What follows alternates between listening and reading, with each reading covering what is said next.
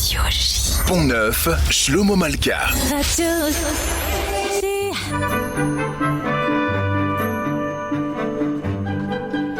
Pont-Neuf, l'émission hebdomadaire consacrée à l'actualité du livre sur Radio J. Invité de Pont-Neuf, Laurent Tartour, écrivain, cinéaste, auteur de Achever Sartre aux éditions Grasset. Et puis, nous avons la joie d'avoir Ilana Sicurel, conseillère culturelle et directrice de l'Institut français de Tel Aviv.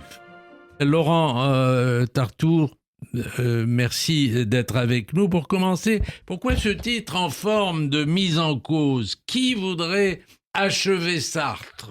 Et pourquoi voudrait-on achever Sartre? Bon, d'abord, il y a ceux qui l'ont achevé, à mon sens, mais pas dans le bon sens du terme. Et moi, humblement, je vous souhaiterais l'achever avec ce livre comme on achève un bel édifice. Parce que je pense que la dernière œuvre publiée par Sartre avant de mourir, qui est un texte d'entretien que vous connaissez bien sûr avec Benny Lévy, publié dans le Nouvel Obs, c'était le 10 mars 1980, c'est en 3 épisodes, a suscité un tollé et un scandale, et 3 semaines plus tard, Sartre est mort. Moi, je pense qu'ils l'ont achevé. Un scandale, ouais. Surtout de la famille sartrienne qui l'a accusé d'avoir un détournement de vieillard. Oui, formule d'Olivier Todd. Mais effectivement, et je pense que c'est eux qui l'ont achevé. Et moi, tout mon travail, toute ma considération était de dire que si on ne prend pas en compte cette œuvre dans l'ensemble du travail qu'a fait Sartre pendant toute sa vie, on passe à côté et on ne peut pas achever l'étude de ce phénomène absolu intellectuel qu'était Sartre, parce que pour moi, c'est son œuvre testamentaire, claire et nette. Alors, il y a 2 moments quand même chez Sartre. Il y a la publication au lendemain de la guerre des réflexions sur la question juive, qui a été un peu un salut aux déportés qui revenaient en France. Et ensuite, il y a eu cette polémique, mais il y a aussi comment dire, un deuxième moment terrible, l'attentat des Jeux Olympiques de Munich, qui sera soutenu par Sartre.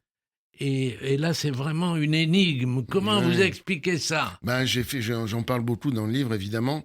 Il faut voir ça, en fait, sur on ne peut pas l'isoler, cet événement-là. Et la réaction qu'a eu Sartre, on ne peut pas du tout l'isoler comme ça de son travail et de son œuvre. Il faut mettre ça dans le cadre de sa relation, que je décris, qui a duré 10 ans, entre Benny Lévy, qui est devenu donc son secrétaire particulier, et lui, Sartre. Ils se sont connus en 70, donc 2 ans avant Septembre Noir, d'accord, avant les massacres de Munich. C'était le 5 septembre, ils se sont connus 2 ans avant. Et ils ont travaillé en rencontre à Saint-Germain-des-Prés, une espèce de coup de foudre entre les deux. À la coupole, à la demande de Benny Lévy, qui était à l'époque ennemi public numéro 1 en France, puisqu'il était à la tête d'un groupe considéré comme terroriste, extrémiste, s'appelait la GP, la gauche prolétarienne, et ils avaient un organe de presse. Tout ça est lié à Munich, vous allez voir. Ils avaient un organe de presse qui s'appelait la Cause du peuple. Et c'est pour ça qu'il a voulu rencontrer Sartre, parce que la Cause du peuple a eu 2 directeurs successifs qui ont été embastillés. Le Brice et le Dantec, ils ont pris chacun un an de prison. Et Benny Lévy s'est dit, diriger ce groupe, il a dit, si j'ai pas un nouveau directeur qu'on n'arrêtera pas, on va disparaître. Et c'est là qu'il a l'idée de demander à Sartre, qu'il ne connaissait pas personnellement, et parce qu'il s'était rappelé, vous vous rappelez aussi sûrement, en 61, le manifeste des 121. Ça vous dit quelque chose? Shlomo, c'était Absolument. voilà. Et c'était un des signataires des 121. Donc, ils appelaient, en fait, c'était un manifeste de 121 intellectuels qui appelaient les soldats français à la désobéissance. C'est incroyable. Pendant la guerre d'Algérie, qui ne s'appelait pas la guerre d'Algérie à l'époque. Ils appelaient ça les événements, voilà. Comme un petit peu aujourd'hui, vous savez, Poutine avec l'Ukraine, il veut pas appeler ça une guerre. Bon, c'est toujours pareil. De Gaulle à l'époque ou Poutine, c'est pareil. Bref. Et donc, il accepte de rencontrer Benny, il prend la direction du journal La Cause du Peuple, et c'est parce que dans La Cause du Peuple, Benny, très important, juste après Munich, Benny, lui, pour la première fois, alors qu'il était antisioniste, il soutenait le terrorisme palestinien. Il prend à ce moment-là ses distances. Il prend ses distances, et donc Sartre, en fait, intervient, et il a écrit d'ailleurs le titre, c'est « En réponse au texte qu'avait publié Béni dans La clause du peuple. Donc il a fait ça. Pour moi, c'était une provocation, et d'ailleurs qui a déclenché quoi? C'était très intentionnel de Sartre, très brillant, parce que ça a déclenché l'arrêt de La clause du peuple d'un accord mutuel. Ils ont fondé ensemble ensuite un nouveau projet qui s'appelait Libération. C'était à l'initiative. Et qui s'appelle toujours Libération. Il y a cette scène extraordinaire que vous racontez, où cet homme, Sartre, qui avait refusé tous les honneurs, y compris le prix Nobel de littérature, va se rendre à l'ambassade d'Israël à Paris, en présence d'Elie Bengal, de Simone de Beauvoir, de Claude Lanzmann et d'Emmanuel Levinas. Et de notre maître respectif, Emmanuel Levinas. Pour recevoir le diplôme honoris causa de l'université de Jérusalem. Pourquoi il accepte cette distinction? C'est évident pour moi. C'est la seule distinction, comme vous dites, que je raconte dans le livre, qu'il n'ait jamais accepté de sa vie, parce ça intervenait à ce moment-là dans son processus, parce que justement, moi, toute ma thèse, la conclusion à laquelle je suis parvenu, après toutes ces années de travail et de recherche là-dessus, c'est que, contrairement à ce qu'on nous avait dit, vous avez même cité la phrase, l'accusation de détournement de vieillard, mais il y en a eu plein d'autres, Raymond Aron, ils ont tous à l'époque considéré que c'était le jeune Béni Lévy, on l'a pas dit, ils avaient 40 ans d'écart quand même, Shlomo. Béni est né en 45, Sartre est né en 1905, ils ont 40 ans d'écart, tous les séparent. 25 ans et 65 ans. Exactement, quand ils sont connus, et ils ont prétendu, les Sartriens, la Sartrie, que c'était le jeune qui aurait manipulé le vieux. Parce que dans les sports maintenant, évidemment, il revient sur des conceptions très très puissantes de Sartre, où il dit non, j'amende, je pense différemment aujourd'hui et tout. Bref, et ce que je démontre, c'est qu'en fait, et ça vous répond, moi je démontre que c'est en fait l'inverse. C'est pas seulement que Béni n'a pas manipulé Sartre, mais que c'est Sartre en fait qui pendant toutes ces années a manipulé, mais dans le très bon sens du terme, par amitié, par amour filial quasiment, Béni pour le ramener à sa condition, parce qu'on ne l'a pas dit, il refusait d'utiliser son nom de naissance, Béni Lévy, qui était un nom avec un signifiant juif très fort. Il se faisait appeler Pierre Victor, et c'est Sartre qui l'a amené progressivement. Et qui va aussi aider à sa naturalisation, parce que Pompidou avait refusé cette naturalisation, et Giscard accepte à la demande sous la pression de Sartre. Mais parce que Giscard était flatté, il est le seul chef d'État à qui Sartre a écrit. Il y a aussi un voyage en Israël pour préparer un numéro spécial des temps modernes sur le conflit israélo-palestinien.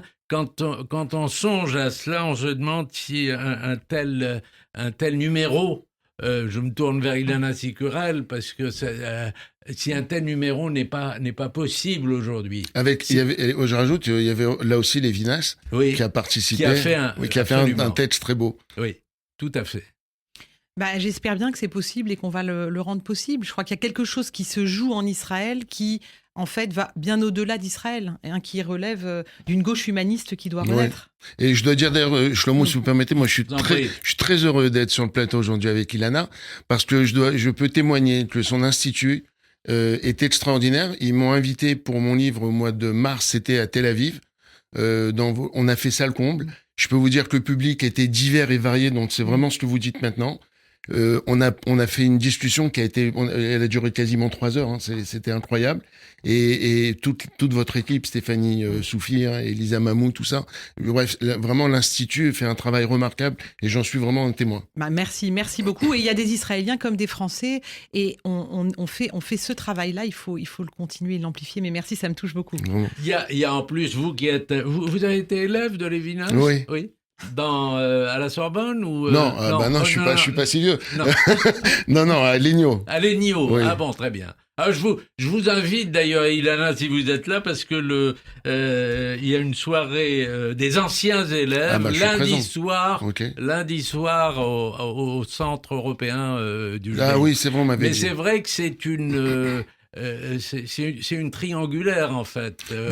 On parle beaucoup de Sartre et de Béni Lévy, c'est le troisième personnage c'est le troisième personnage du roman. C'est clairement le troisième personnage du livre, c'est le troisième personnage. Et puis moi surtout, il a été surtout le déclencheur, parce que moi c'est Levinas qui m'a fait découvrir les sports maintenant. C'est clair et net. C'est-à-dire que moi, quand j'avais étudié Sartre à l'époque, je ne connaissais même pas l'existence de ce texte. Et pour cause, vous savez ça, Shlomo, c'est le seul texte de Sartre qui n'est même pas publié par son éditeur historique. Gallimard. Il y a un moment, vous citez le cinéaste François Truffaut, qui s'est indigné des entretiens à Sartre Sartre, Béni Lévy, comment avez-vous pu laisser passer ça? C'est de la merde. Ce ne sont pas les mots de Sartre, ça saute aux yeux. Ce ton de supériorité que Pierre-Victor, enfin Béni Lévy utilise, c'est intolérable, c'est très grave, c'est inacceptable, ça va être traduit dans le monde entier, on en déduira que Sartre est fini. Voilà ce qu'on retiendra. Le danger était là précisément, dans l'état où se trouve Sartre un jour, bien ou mal, le danger, oui, c'est la mainmise. Au moment opportun, si je puis dire, c'est de la manipulation, je suis concerné. Exactement. Mais ça reflète vraiment, quand je disais le scandale de l'époque, et je vais vous dire, il a raison sur un point, je vous ai apporté quand même, quand il dit ça va être traduit dans le monde entier, on critique souvent l'Amérique, on pense que ce sont des bouseux. Je peux vous dire que dès l'automne 1980, donc quelques mois après la publication en France, où c'était un scandale en France, on a dénié à Sartre la pleine légitimité du texte publié. Je peux vous dire juste aux États-Unis, la première publication qui a été faite dans le monde, c'était en anglais. Et regardez le titre qu'ils ont mis, The Last Words of Jean-Paul Sartre. Donc pour les Américains, dès 1980, ça faisait aucun doute que c'était Sartre qui parlait bien avec Béni.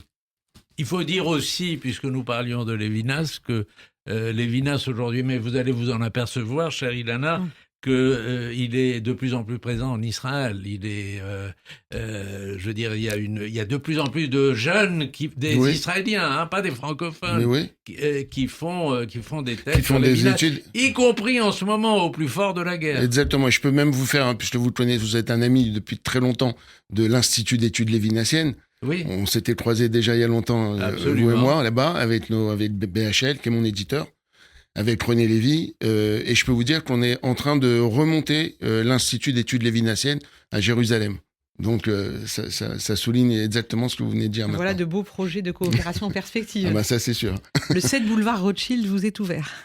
Merci beaucoup. Et à tous les auditeurs, on vous retient, attend. Oui. Quand vous êtes il faut venir en Israël et venir nous voir. On a, c'est vrai, un programme extrêmement riche et on vous attend avec impatience. Il y a une belle bibliothèque, il y a une belle cafétéria. La médiathèque aussi. C'est pas négligeable. Il y a la médiathèque, elle est incroyable. Absolument. J'y vais souvent, elle est top. Et c'est un lieu. Et puis on est également présent à Haïfa et à Jérusalem Ouest. Jérusalem Ouest et Est, mais il y a Romain Gary à Jérusalem Ouest avec lequel on a aussi des initiatives. Donc ça nous permet, si vous voulez, moi le message c'est l'Institut français hors les murs. On veut être tous sauf dans l'entre-soi et on pense que en Israël comme en France d'ailleurs, on a besoin de faire tomber les murs et d'aller à la rencontre de ceux qui n'ont pas accès à la culture. Et ça va être notre objectif. Et notre ambition. Merci beaucoup. Merci Dana Sicurel, conseillère culturelle et directrice de l'Institut français de Tel Aviv. Merci Laurent Tartour, achevé Sartre. Le titre est pas terrible à mon avis, pardon, mais le livre est très intéressant. Vous êtes le premier à pas apprécier le titre. Ah bon? Oui, vraiment. Ah bon, j'assume.